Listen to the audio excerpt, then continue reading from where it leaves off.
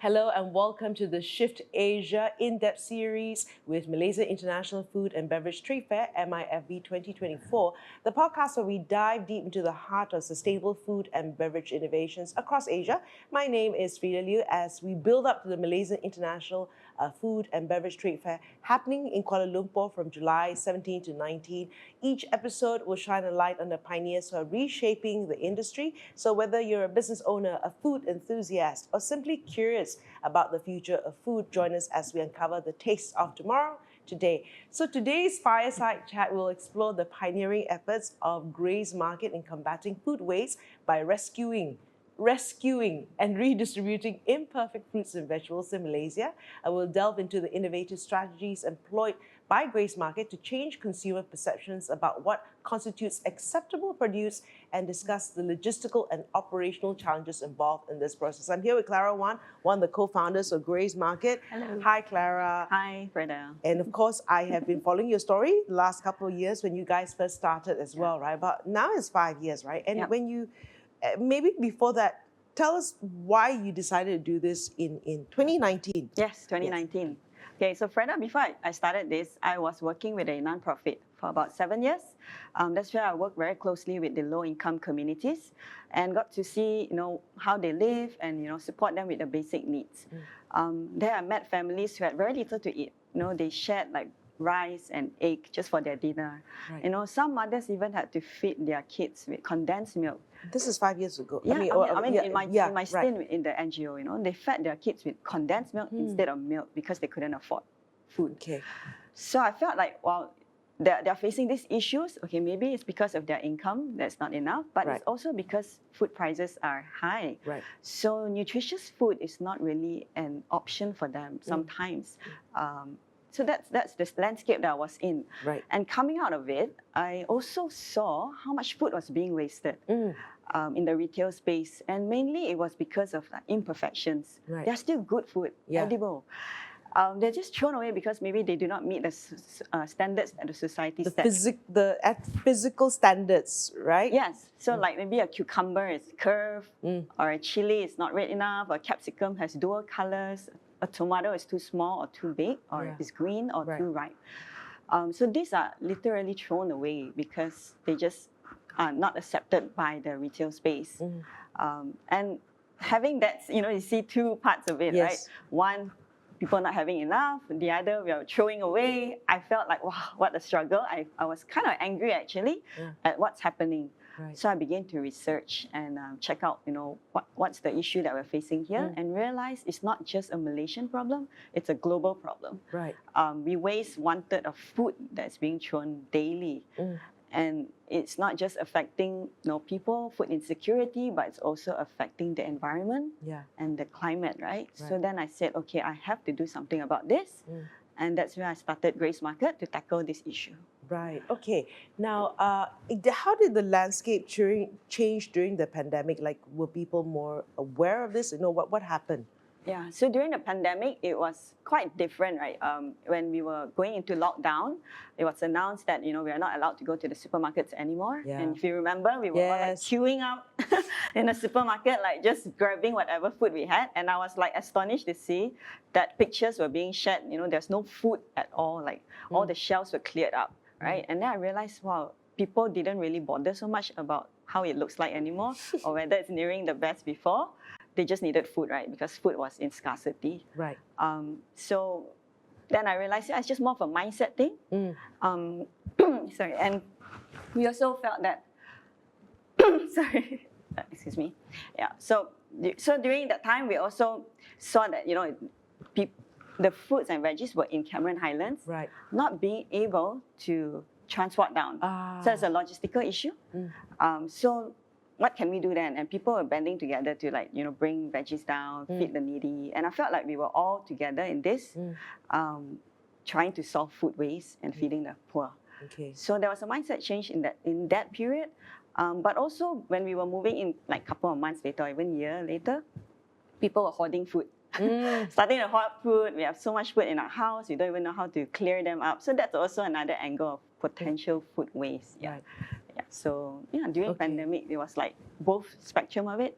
Are people still, concerned about how they look? That still is work to be done, right? People still want to buy their perfect round, whatever, So that hasn't really changed. Yeah, not so much.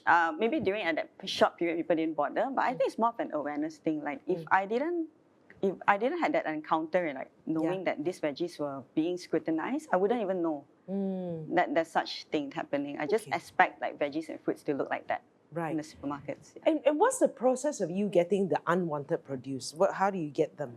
Okay, so we work with farmers. We go to the farm, we talk to them and build this relationship with them.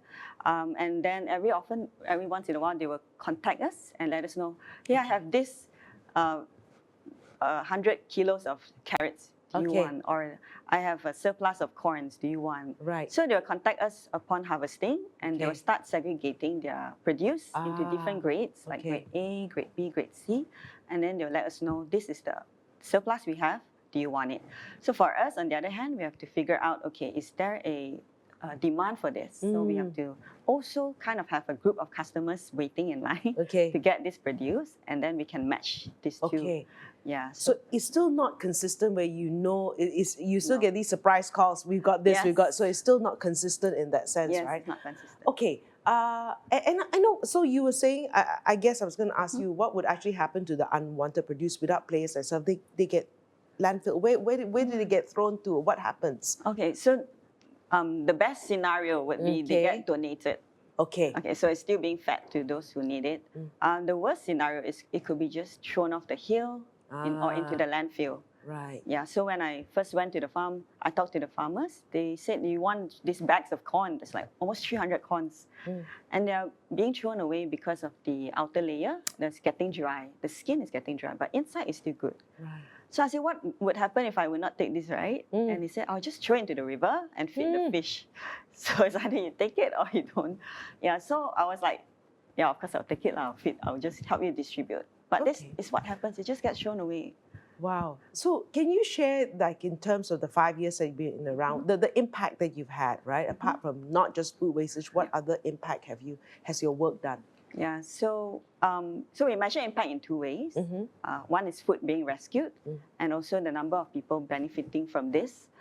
So to date, we have rescued up to about 200 tons of fruits and veggies. Okay. And we have fed more than 10,000 people through our partnership programs with companies. Right.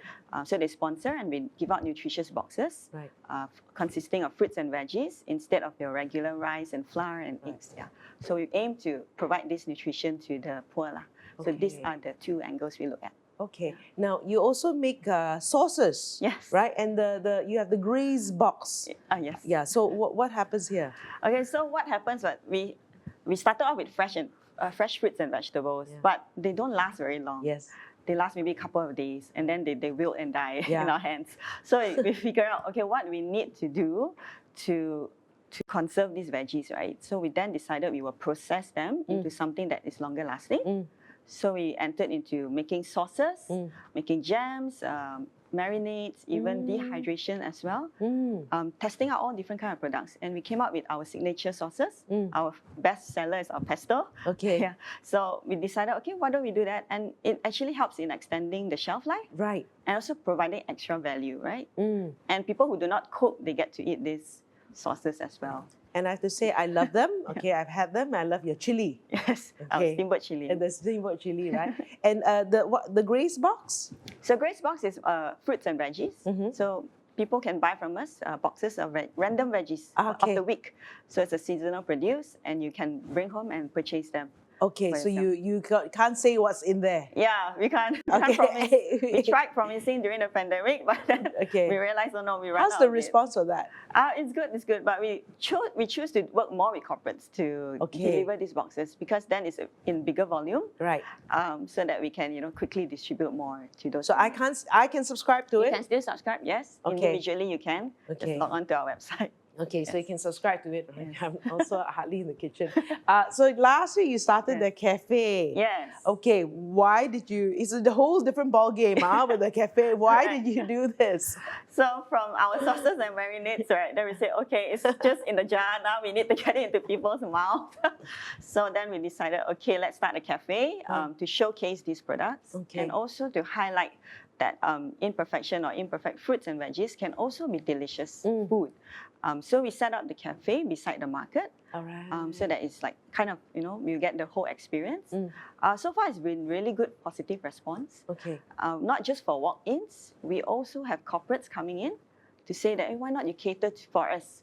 Because they're into this sustainable agenda, so they want a vendor that is practicing sustainability in their practice. So yeah, so we've been doing a lot of corporate caterings, delivery of bento boxes, takeaways, and all. Okay. Now, when you talk about the food that you save, right? How does that help in reducing greenhouse gas emissions as well as saving water and energy for people who don't understand the bigger picture? Yeah. So 1 kilo of food diverted from the landfill is equivalent to about 2.5 kilos of greenhouse gas not even being released. So food waste contributes to methane gas being released. That is the greenhouse gas that is worse than carbon dioxide, and it's the one that's causing temperature to rise. So the more food we rescue, the lesser of this methane gas is being released.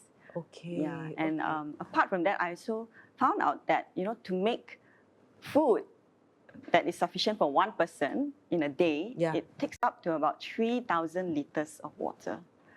Wow. 3,000 liters of That's water. why I don't cook. I'm doing my bit for environment. Yeah, but not just that, right? I mean, like it goes into the growing stage of the food. Okay. Of course, mostly goes into the meat, lah. The cows are probably drinking a lot of water. Yes, them. And a lot of methane. Yes, methane, correct.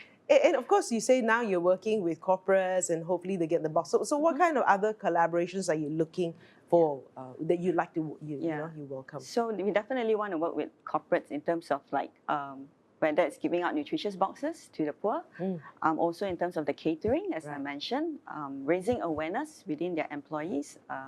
But also we want to work more with the F&B space, the kitchens, the restaurants, to see if they're willing to accept this imperfect produce. Right. And not just accept them, but highlight them in their menu as a seasonal item or as a as something that's it's different, it's unique. And we put it in a good light rather than saying that, oh no, these are ugly. Yeah. So a change in the mindset. Yeah. Okay. And I guess if you turn that into sauces and stuff like that, it really doesn't matter, right? Exactly.